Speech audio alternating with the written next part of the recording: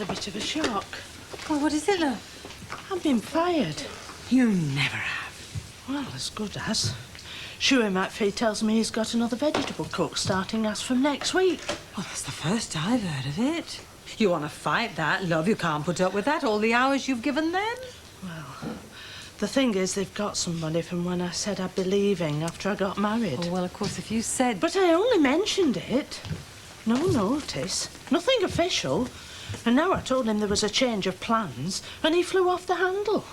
Your private life is no concern of mine, he said. Oh, that's charming, that, isn't it? Could you have a word with him? I don't think it'd do any good, love. I mean, the kitchen, that's his province, isn't it? I mean, what he says in there goes. He won't listen to me. He says it's all my fault. I suppose it is, in a way, but, I mean, I had so many things on my mind. I never thought about telling them not to make other arrangements. You know what he's like. It's too late to do anything about it, he says, and he stalks off and leaves me standing there. Still, something'll turn up. What, these days? I mean, they're queuing up for work, Kath. I don't know how I'm going to manage. It's a scrape as it is. Look, why don't you have a word with the management? Eh? What good will that do? Well, it's worth a try, isn't it? Mrs. Harvey, she's your best bet. Tell her all about it. She's in the bar now. Oh, I don't know whether I should. Yes, go on. Oh, thank you, Sue. Yes. Super. So, how long is he going to be away for? I haven't the faintest idea. Don't you care? Well, let's just say that I wish I were staying and he were going. Well, you'd still be separated. Yeah, well, we're rather good at that. We say delicious hellos and beautiful farewells. It's the bits in between that get a bit scratchy. So, I'm stuck here, which is absurd, because he'd love it. He's totally oblivious to his surroundings. Give him a telephone and a telex, and he's as happy as Larry. Now, me, I'm a languid sort of person, and I laze beautifully. Not exactly what we need here. Oh, hello, Doris. Excuse me, Mrs. Harvey. Excuse me. Could I have a word, if it's convenient? Yes, Doris. Will you excuse us for a minute, please? Come over here, Doris. Come sit down. Thank you. Now, what's wrong? Well, my job, or what used to be my job, I've just had words with Shuey MacPhee, and he tells me he's got someone else taking over as from next week. Oh, I thought you arranged that. Oh, no, not really. Well, I mean, I did say I'd be giving it up after I got married, but, well, we're not going through with it. What? Mr. Logan and myself, well, we decided it was too big a step to take at our age. We both thought that. Oh, Doris, I am sorry. Oh, no. It's for the best, but, well, I never gave the job another thought, what with one thing and another. And now, out of the blue, he tells me he's got a replacement. I see. It's not easy. Well, I mean, he's within his rights. I do know that. But I've been here such a long time, Mrs. Harvey. I mean, I'd be lost. Yes. So, well, I was wondering, is there anything else? Else? Well, outside the kitchen. Oh, yes, well, dear, it certainly isn't easy. The thing is, actually, we have got plans to build a new extension block. Oh, yes. That's strictly confidential, mind. Oh, of course. And you see, well, once that's built, well, there'll be lots of extra jobs going, but it is rather a long way off. Yes. Look, I tell you what, why don't you just sort of help out generally? Eh? Well, wherever you're needed. I mean, the chalets, the bar, reception. I'm sure Mrs. Brownlow can always find you something. Sort of dog's body, you mean? Well, yes, I mean, put like that, it sounds a bit off-putting, but... Well, don't you think it'd be more interesting not working in the same place all the time? Yes. Well, I'm sorry, Doris, that's the best I can come up with. Oh, thank you, Mrs. Harvey. You've been very kind. Ah, David, there you are. I shall be leaving in about 10 minutes. When can we expect to see you again? Oh, don't expect me. I shall just drop in one day between trips and stay for a while. I hate turning up at a place where I have an interest to find that everything has a fresh coat of paint and everyone's wearing a clean collar. The General's Inspection Syndrome? Exactly.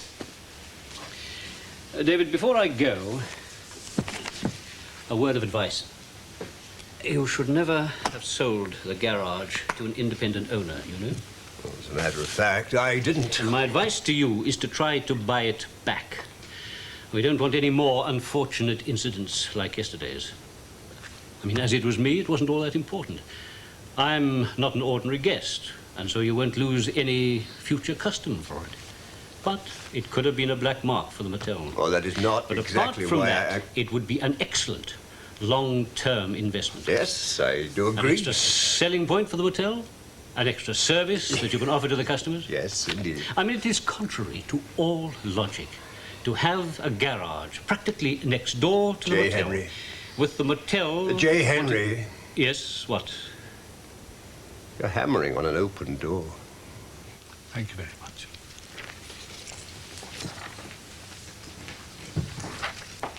Somebody's not looking too very happy. Eh? Oh, the job. No go.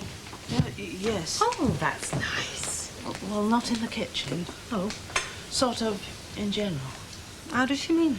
Well, helping out wherever I'm needed. Oh, there'll be plenty of that, believe me. For Monday next. Well, that's good news. Yeah. You don't look very happy about it, Doris. Well, I'm grateful for the job, of course. But I can't help feeling it's a bit of a come-down. A come down? Well, from vegetable cook. Well, I wouldn't see it like that. Any escape from the kitchen and Shuey McPhee, you wouldn't see me for dust. I must go and see Mr. Paul a minute. Oh, it'll be all right, Doris. You'll see. She's right, you know. I wonder. It won't be very different, will it, Doris? I mean, in the past, whenever there was a crisis, you were always the first to offer any help in cleaning or making beds. Offering's one thing. Having to's something else. Funny thing. I got Kath Brownlow taken on here. Now look at her. Housekeeper in charge. And me, the dog's body. So I'll contact the owner direct. A man named Lamont. He's in Malta. Good. So you won't waste time with his solicitor. No. The only thing that... Valerie? If my name were Jeannie, I'd swear someone had just rubbed my lamp. Anyway, here I am. You rang, oh master? You seem to be enjoying yourself here. Well, much more than either of us expected. I'm glad. Sincerity rings through the air, dear. Oh, well, there are a couple of things I have to talk over with Barbara, if you'll excuse me. Chicken. Perhaps he's just afraid of the sight of blood. I shall be leaving in a few minutes, Valerie, and I shall be away for some weeks. Oh, darling. Have a good time while I'm away, but remember what I said. What in particular? You say so much and so often. While you're here, you play to my rules. No scandal, no talk. You got away with one indiscretion, but a second could prove costly. Yes. It might even be fatal. You have such a dainty way of putting things, dear. Take me seriously, Valerie. A lot depends on it. And if you behave yourself, your lifestyle will continue. But if you transgress again... Who's going to be watching over me, dear? Whose ear will be at the keyhole? Who's your spy, darling? I don't need one, darling. Everyone is so interested in what you do and wants to talk about it. Go in. Excuse me, Mr. Pollard. Mrs. Pollard, I was looking for Mr. Hunter. Well, you may as well wait. He should be back at any moment. Well, do take care of yourself, darling, and remember what I said. You know I will. And how much I'll miss you. Bon voyage. Morning, Paul. Good morning, Mrs. Pollard.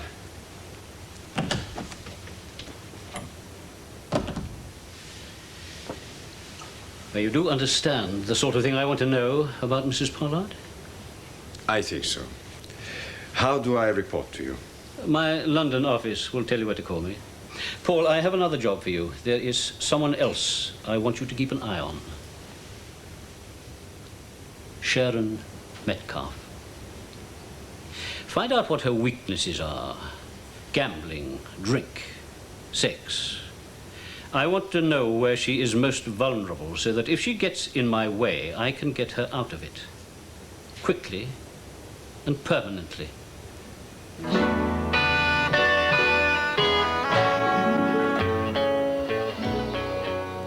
But that's ridiculous. Is that the nearest nursery school? But that's miles away. Look, I gotta go. Talk to you soon, okay? Oh. Bye. Hello, Bob. Hi. You must be starving. Oh, yeah, I could eat a nice ham salad. Well, that's a coincidence. That's just what you've got with sweet potato. Ah, good. Ooh. Hey, what's this here? What? On the mantelpiece. Well, you asked me to make up a list of basic necessities. Oh, basic? This comes to over 500 quid. Well, that's what things cost, my love. Do you know what they say? You buy a house, you buy a headache. A headache? This is more like a full-blown coronary. Yeah, well, look, that's what things cost.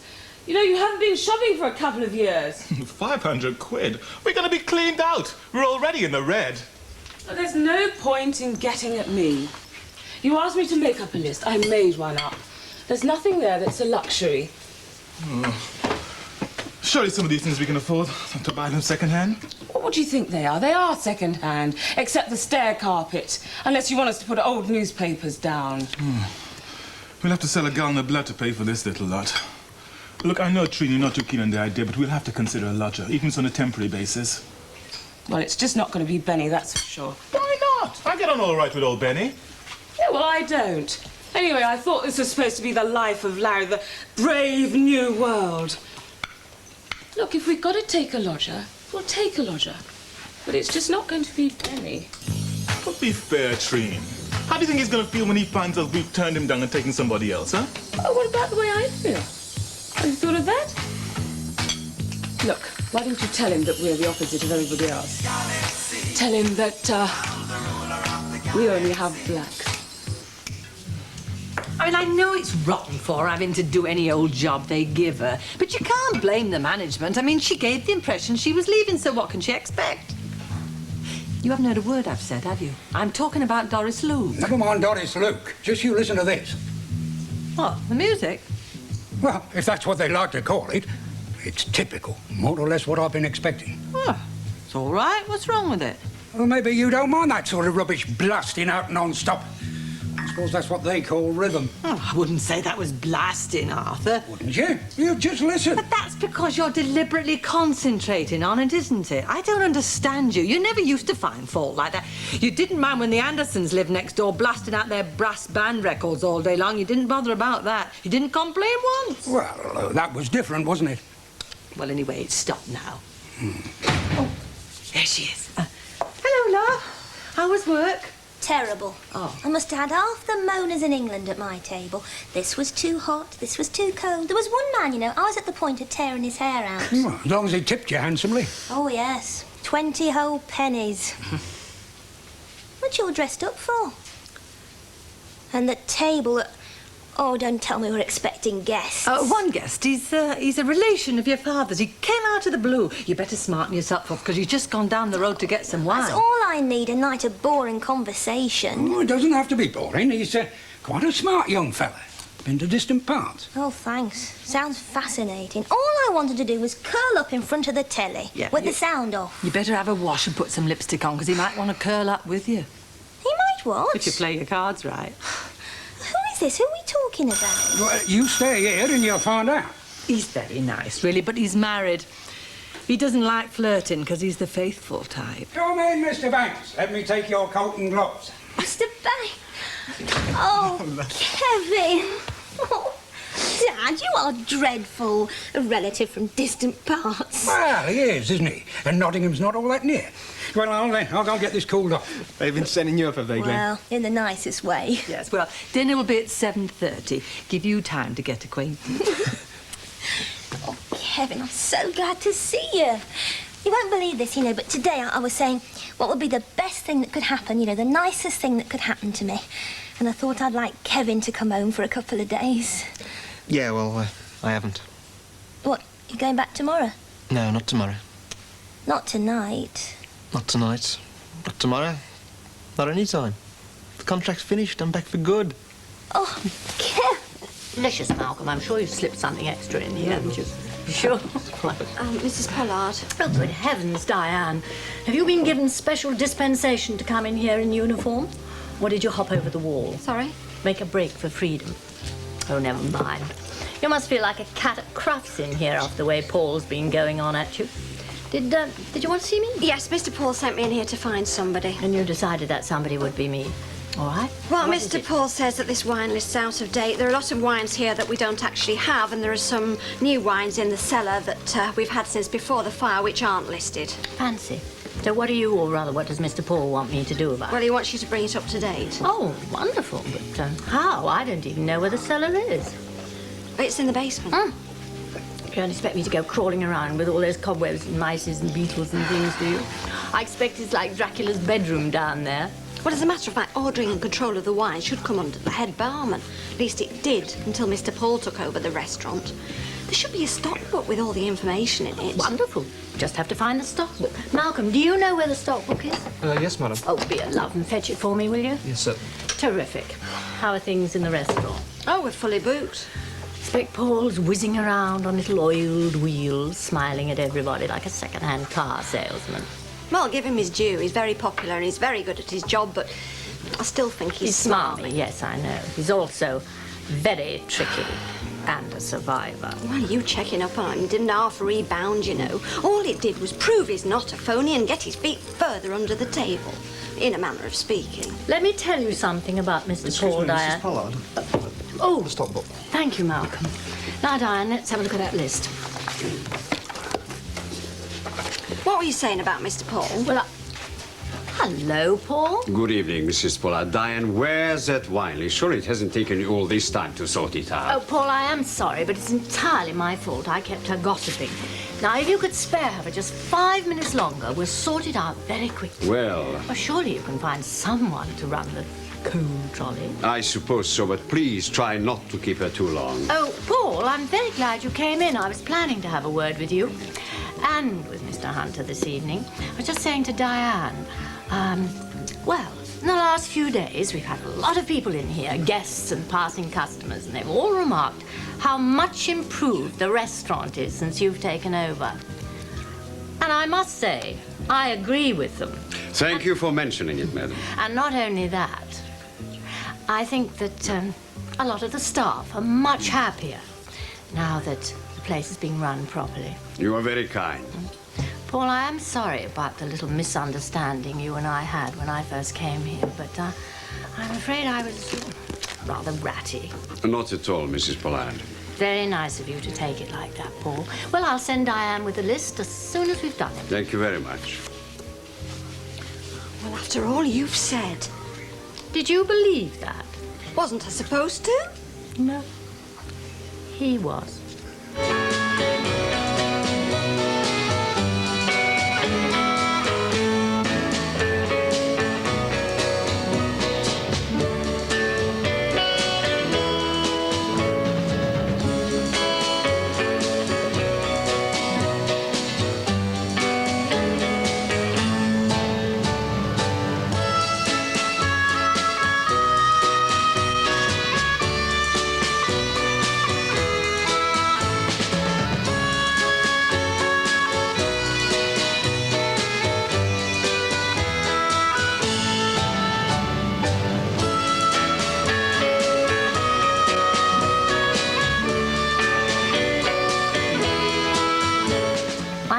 Little plan might have failed, but this time he won't know what hit him.